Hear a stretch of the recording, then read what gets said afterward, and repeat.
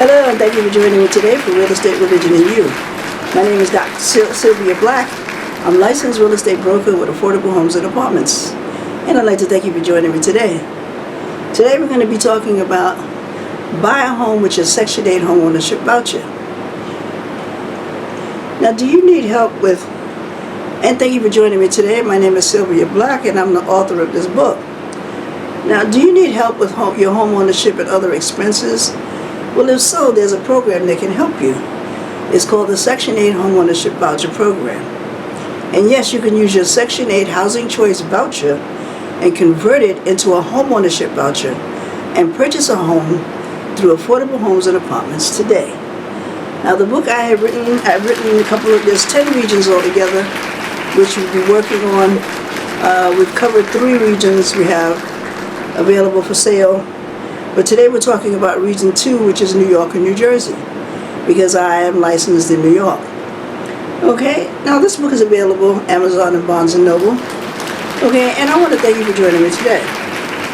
Now, yes, you can purchase a home. You can be on a fixed income, Social Security, workers' compensation, veterans income. Yes, you can be receiving a monthly check and still qualify to convert your Housing Choice Voucher into a homeownership voucher program. This is a federal program, ladies and gentlemen. It's not something that I just made up. It is not something from around the corner. This is a government program. It's been around for a long time, and when you come to my workshop on Zoom and in person, I will definitely let you know, give you some insight on what's going on. Now, an educated consumer is my best customer. That's what I always say, okay? The more educated you are, the more knowledgeable you are on the topic and the subject, the easier it is for you as a homeowner to purchase a home. And the easier it would be for me as a real estate broker to sell you the home. Okay? So now, in this book, it's comprehensive, which I'm probably going to try to see if I can cut it down a little bit.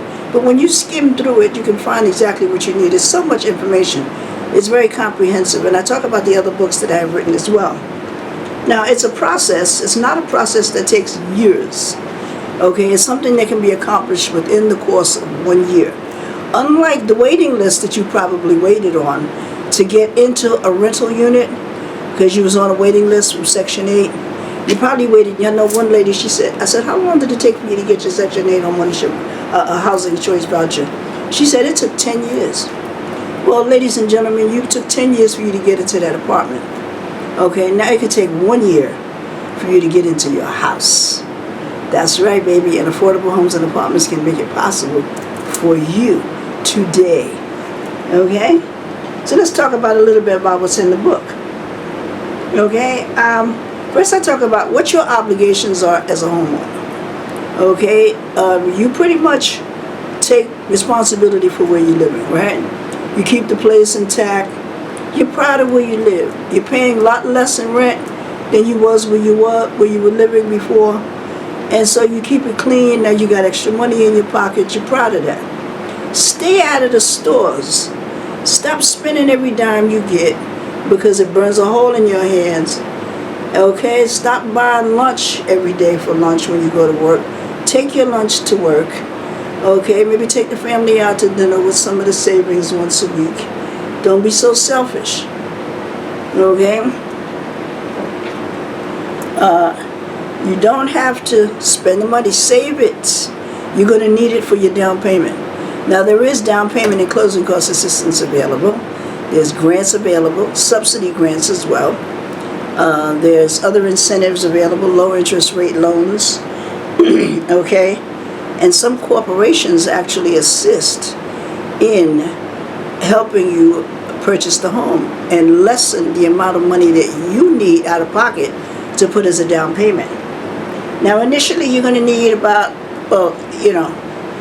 you're going to need some money, okay? You know, don't come to the table with nothing thinking that you're going to buy a house just because the government has a program that's available for you and you're low income, you don't have a lot of money. Don't come crying boo-hooing to me, okay? Because I'll just get my violin out. You know what I'm saying? I just get out the violin, okay? An educated consumer is my best customer, okay? That's why I wrote the book, because I expect for you to get a copy of the book, and I expect for you to start reading on it. You'll come to my workshops, and you'll learn more. You'll ask questions, okay? We're going to be working with each other over the course of the year, or however long it's going to take. 6 months, it could take, I would say the minimum it would take would be about 6 to 9 months. Depends on you, really. Some of the classes that you take are absolutely free, okay? They're sponsored and paid for by the government, okay? But of course, me as a real estate broker, you know, I gotta, my family gotta eat too, okay? And we don't get no grant money from nobody yet, I'll say yet, to you know, to help you. So we make money off of the books that we sell and off of the sales that we generate when we sell a house, and we rent apartments and we manage property and what have you. So when you come to me, you got to have some money. Don't come to me with no money. If you don't have any money right away, we're going to show you how to save money. We're going to talk about saving money, okay? We're going to talk about how, you know, your credit score. Okay, we're going to talk about that. What is a credit score? How to monitor your credit. What is a good credit score? How to increase your credit. Okay, so that you can qualify for a mortgage. You may come to me and say your credit score may be, you know, shot. But don't fret, because you can bring that credit score up, and it's not going to take a lot. Although you may come to me, you may be on a fixed income getting a Social Security check, and you have the best credit in the world.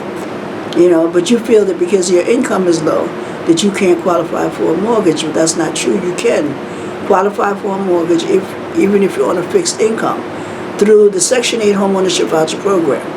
Okay, there are a lot of programs that are coming out now, and I believe in the future it's going to revolutionize, you know, because there were so many programs that were out before that catered to people. You know, they had mortgages that were pretty much you had to pay very little interest at all. Okay, and then there were mortgages for people with bad credit. You know, that sort of revolutionized the mortgage industry too, because there were so many houses now that were overpriced. The mortgage company, you know, you get a house at $100,000 and they mortgage it for $200,000, and the house ain't worth $200,000. Okay, or you get a house at $100,000 and you're paying you're paying more for mortgage than you pay for rent, and that's not the way it should be. You should pay less for mortgage than you do for rent. Okay, you pay less for mortgage, but you're also going to pay your gas and the light the same way you do in a rental. But the money that you pay, I always say do 10%, whatever the house is, at 10%. If the house is $100,000, say you're going to pay $1,000 a month across the board. Okay, you rent a house, you can rent it for more than that, and still have to pay your gas and electric and your cable and all of the other bills that you got to pay. But I say 10% because the mortgage isn't going to be $1,000. Okay, your gas and electric is going to add up to that. Of course, it depends on how much you use, whatever your consumption is. So, you know, you have to learn how to be economical. Okay, you have to learn how not to spend money so fast. Try to save money, hold on to it, or spend only what you need to spend. You know, now me, I get my toiletries from the dollar store. My toilet tissue, my dish detergent and what have you, I get all of those things from the dollar store. You know, even the stuff for my cats. Cat food, I don't always get my cat food from there, but they have accessories that I can get from there. And then I have my other shops that I shop at. But I try to be more economical. I know one time when I had got some credit cards and whatnot, and I didn't realize that I had spent $300 in the course of a week. And on what? You know, I'm like, what did I buy? You know, I could have took a trip or went somewhere. You know, we could have went to the movies and dinner, and we could have went to Red Lobster, you know, for $300. You know what I mean? Don't be so selfish. Think about the family. You know, the whole family, everybody want to go out and eat. You know what I mean? You bring your lunch to work and then take your family out once a week or twice a week even. After church on Friday night, go to the movies. There's a whole lot of things you can do with that money instead of spending it at the corner store, making him rich. You need it for a down payment. Yes, you get down payment and closing cost assistance, but you're still going to need some money. So don't come to the table thinking that you're not going to need any money, because you are. You're not going to need a lot. And you might have what you need right now in the bank. You know, if you don't have it, you can save it up very quickly if you learn how to be more economical and more safe, and not spend so much. Okay, I talk about the difference between, like I said, the homeownership voucher and the rental voucher, the Housing Choice Voucher. I talk about eligibility requirements, employment requirements, credit requirements. I talk about this first-time home buyer grants. Okay, if you owned a home in the past, you have to wait 3 years before you can be qualified as a first-time home buyer. These programs are for first-time home buyers. Okay, I talk about, like I said, New York and New Jersey in Region 2. I talk about down payment assistance programs. I include names, addresses, phone numbers, websites, okay, people's names who you contact, so you can get the information directly. They can mail it to you, or you can look on their website and find it. Believe me, it's comprehensive. That's the way I used to do it when I first started out. Okay, in the 80s, when I was a 7A administrator, and then when I got my real estate broker's license in 1996, I think I took the test 5 times before I finally got it. Just like I took my GED exam 5 times before I finally got it. I finally applied myself. And I'll teach you how to study too, to make it work for you. You know, it's a crazy kind of a way, but when I got tired, I said, I'm not taking this test again. I'm going to pass it this time. And that's exactly what I did. I passed it. And I said, praise the Lord, I passed the test finally 5 times. They said, hello, Miss Black. They knew me by name, honey. So, but I started out in the 80s as a 7A administrator. 7A administrator is a court-appointed building manager. Okay, I'd have to locate the buildings on foot. See, a lot of this stuff was done on foot. A lot of young people think the internet was around forever, but it wasn't.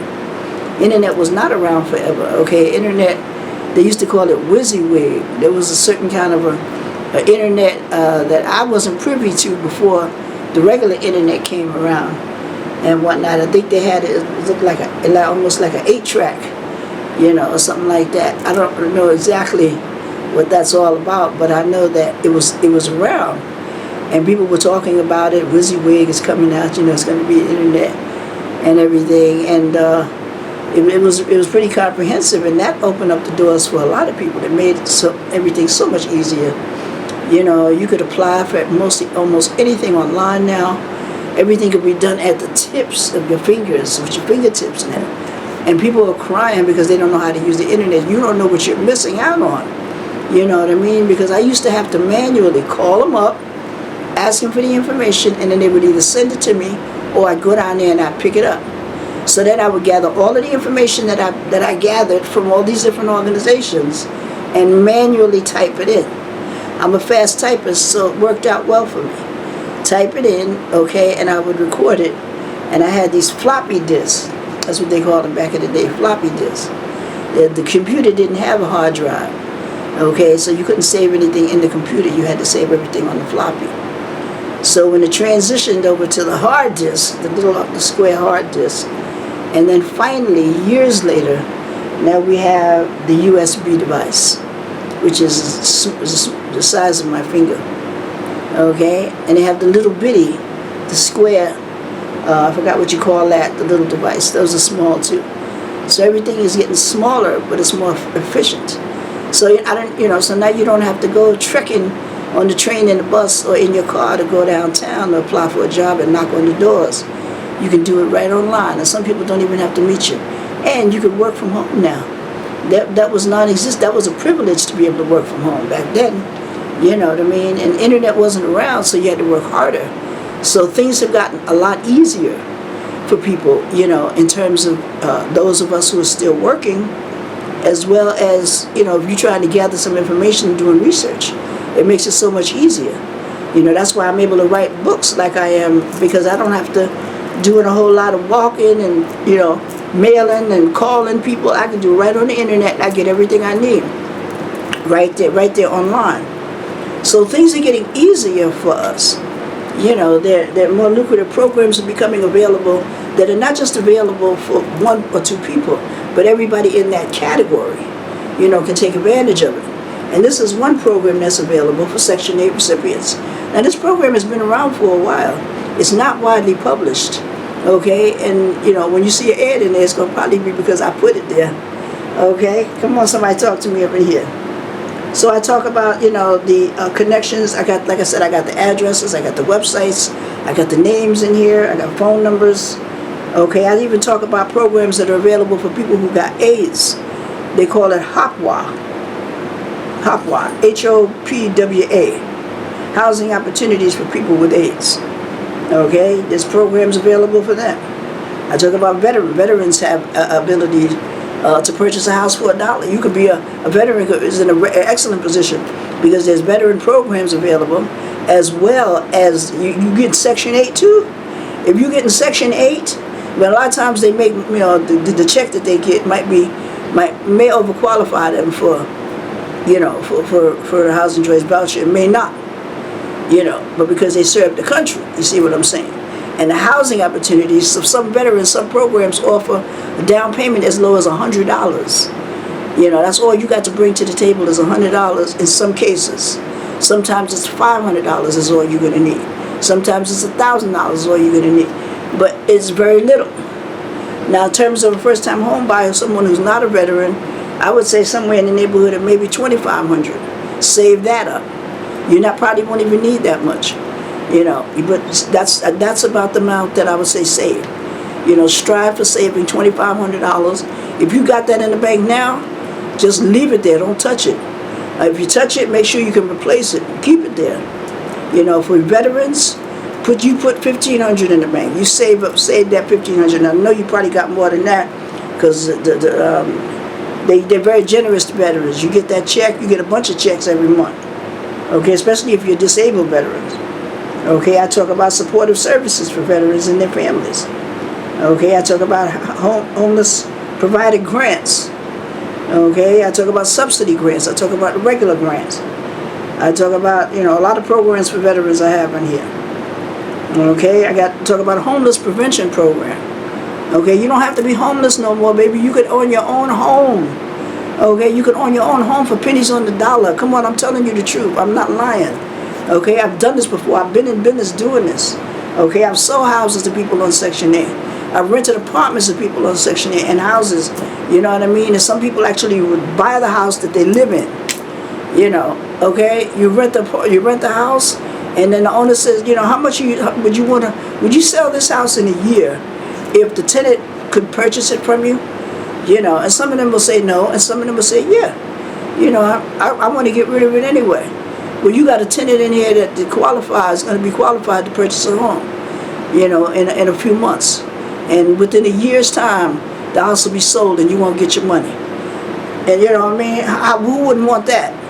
Okay, you getting what? How much Section 8 rent? $1,100, $1,200, $1,500 a month you getting? And then at the end of the year, when the term of the lease is over, what you gonna get? How much is the house? $50,000, $40,000? In cash, you know you're gonna get that money. You ain't got to worry about getting the rent no more. Now you as a tenant, now you're a homeowner now. You know, now you got yourself a home. You got yourself a place where you call your own. It's yours now. You ain't got to call the landlord up and tell them to come fix nothing because you own it. Okay? So I talk about the Homeownership Voucher Program, opportunity for homeowners and home buyers. Okay? I talk about local, city, state, government, county programs, federal programs, state programs. Okay, I researched all of this. Okay, a lot of this stuff I researched. Okay, I talk about mortgages for seniors. Okay, but you don't even have to worry about your credit. You don't have to have good credit to get these kind of mortgages. I talk about, you know, mortgages where you're going to need maybe 6% or less. Okay, let's say a house is $100,000. The average price you would need, let's say 6%, that's $6,000, right? Who got $6,000 saved up? Some, not all, not very many. Okay, but now there's down payment and closing cost assistance. They could possibly cover half or more. So they paid $3,000. Now all you got to do is come up with $3,000. Then there's grants available, subsidy grants. And there are down payment and closing cost assistance. So the down payment could be covered and the closing costs could be covered. Not all of it. You might have to, like I said, come to the table with $2,500. You know what I mean? And you got yourself a house. Now if you don't have the down payment and closing, you can forget about the house. You done went through all of that procedure and all of that paperwork and all of that, and you done put all these people to work, and you ain't getting, you know, house because you don't have your down payment. Well, some of us collects a down payment up front. That's what they're all about. When you sign that contract, you put a down payment down. If you don't close on the deal of the house, sometimes you may even forfeit that down payment. Some of the federal governments, they do that, and they tell you at contract, if you don't fulfill the obligation of purchasing this house, okay, or if it's not, because we're not going to go into a contract if your credit is bad. We're going to make sure that all of the I's are dotted and all the T's are crossed before we go into contract for a house. Okay, so this way you are definitely going to buy that house. The only thing that's going to be preventing you from getting it is that down payment that you're going to have to come up with, which is going to be, part of it is going to be given as a down, I mean, not a closing cost, I mean, but the down payment now is not the full closing cost. Okay, let's say the closing cost may be $3,000. You're going to put down a small down payment, maybe $1,000, maybe $500. Okay, and that's going to be held. If you don't close the deal, if you don't have the rest of the money at closing, you lose that $500. You lose that $1,000. Okay, so you know there's risk involved. So don't play. Don't play, because this is some real stuff here. Okay, we talk about 30-year mortgages. We talk about 15-year mortgages in the book. It's all in the book. Okay, I talk about how to graduate to home ownership. Okay, that's what I call it, graduating. I got to talk about homes for veterans, like I said before, neighborhood revitalization programs, property requirements. Okay, what to look for when you're purchasing a home. When you're going in the house, what to look for. Oh wow, this is beautiful. Oh, this is a great house. I love it. But no, I want to look at that. I want to see something. Let me. So you do like an inspector would do, a housing inspector. Yes, you're going to get one. You're going to get one that's licensed, that knows what he's doing. You're going to get somebody that's an inspector that's going to come and look and do an inspection, because those are the only inspections that the mortgage company respects in terms of the condition of the house. Now, the city's going to tell us what needs to be done, okay? But then the inspector is going to come and make it official. The city makes it official because they already know the condition of the house and they know what needs to be done. Okay, this is what needs to be done to the house, blah, blah, blah, blah. I know one guy told me, he said it's going to need new windows. I said, new windows? I said, those windows are perfectly fine. Ain't nothing wrong with the windows. Ain't no brand new windows going in here replacing those windows. They old, but they still work. You know what I'm saying? So a lot of times you got to preserve what's there. And then when you get the money to get new, then you get brand new. But you don't get brand new just because you want brand new. You see what I'm saying? You deal with, what you got until you get better. But you get in that house as long as it's functional. As long as it's, up to code compliance, as long as it's safe. You want to make sure it's safe for you and the kids. You don't want no lead-based paint. There was a story about the kids would play out on the porch and whatnot, and they was somehow ingesting the paint off of the porch siding.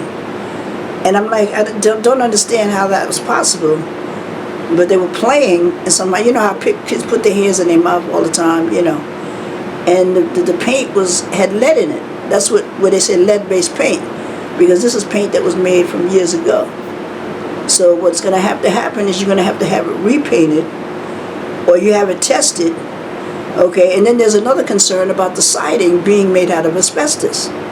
And what you're going to have to do is get a professional to come out and remove the siding, because they got to wear all of this stuff on their face and whatnot to protect themselves from getting asbestos in their lungs, okay? And they got to get it off of the house, and they got to replace it with non-asbestos siding.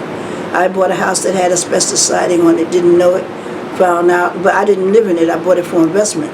So the new owner had to get that siding and put some new siding on there. It wasn't going to be easy, but it was a requirement by the city. So the city lets you know what you got to do to that house before you can move in. And sometimes the city don't even care. Like certain parts of New York, they don't care. You buy a house, you can just move on in. you know, in whatever condition it's in, if you want to move into it. But certain cities, they make sure that the safety requirements are met before you move into the house. Okay, they want it fixed up a certain kind of a way. Sometimes they say they want brand new everything, but I'm not putting brand new everything in the house. I'm going to put brand new what I need to put brand new. And the rest is going to stay there. I'm going to paint it and scrape it up, fix it up, and reinforce it. That's what I'm going to do. Okay? So we talk about, like I said, grants, you know, city, state, federal, county, local, you know, organizations and grant money that's available. Come on, this is some real stuff here, baby. This is a federal program. You'll be converting your Housing Choice Voucher into a home ownership voucher. Now you want to get on the list to, you know, you want to be go on the list to, you know, to be signed up for my workshop. You can subscribe to my YouTube channel for notifications, and you can also email me at affordablehomesанdapartments@gmail.com, and my website will be available soon at affordablehomesанdapartments.com, and my other email will be sblack@affordablehomesанdapartments.com. Now, like I said, you can subscribe to my YouTube and sign up for the notifications for my Affordable Homes and Apartments YouTube channel. Okay, I have a Facebook channel as well. You can sign up for that. I talk about program eligibility, first-time home buyer programs, counseling. Like I said, there's counseling available that's free. There's education that's free. Okay, come on now. You got some free stuff out here, and you can buy a house for virtually pennies on the dollar. Okay, but you got to have your credit's got to be good. I talk about different organizations who offers the training, who offers the courses. I talk about how to get financially prepared. I also talk about retirement. I talk a little bit about, I think I put in the IRAs. Okay, some people want to take their IRA. If you don't have any cash on hand, take your IRA and use the money from there as a down payment.